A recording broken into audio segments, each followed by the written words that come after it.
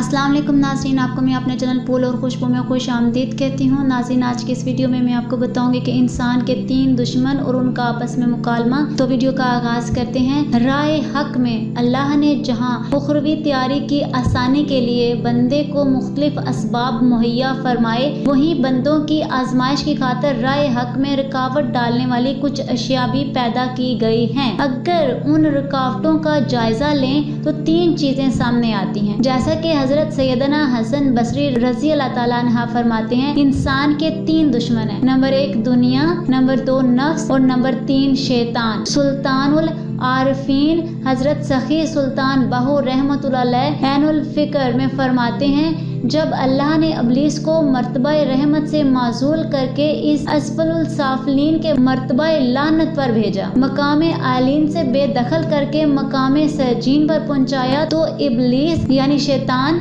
नफ्स और दुनिया ने आदम औलाद आदम को मर्तबा जिल्लत और हलाकत पर पहुंचाने का अहद किया और एक दूसरे से दस्ते बैत की। इब्लीस ने कहा, मैं औलाद आदम को अतात और इबादत से रोक कर मासियत और गुनाह की तरफ राग़िब करूंगा। दुनिया ने कहा, मैं खुद को उनकी नजरों में आरास्ता करके इन्हें अपनी जानब माइल करूंगी और इन्हें हिर्सो बला में मुब्तला करके हलाक करूंगी और खुदा ताला से दूर कर दूंगी। नफ्स ने कहा, मैं इन्हें ख्वाहिशात और शहवात से दीवाना करके नजर यारी से गुमराह करूंगा। लिहाजा मार्फत इलाही अज़्ज़वजल के तालिब के लिए जरूरी है कि वो इन तीनों को इनके अफ़ाल से पहुंचाने और खुद को नाशाइस्ता अफ़ाल से बाज रखे। नाजरीन, आज के इस वीडियो में इतना ही। अगर आपको मेरी वीडियो अच्छी लगी है तो लाइक और शेयर करें और अगर चैनल पर न्यू हो तो सब्सक्राइब कर लें, साथ वाले बेल के आइकन को क्लिक कर लें ताकि मेरी हर नई आने वाली वीडियो की अपडेट आप तक पहुंचती रहे। मिलते हैं अगली वीडियो में, तब तक के लिए अल्लाह हाफिज़।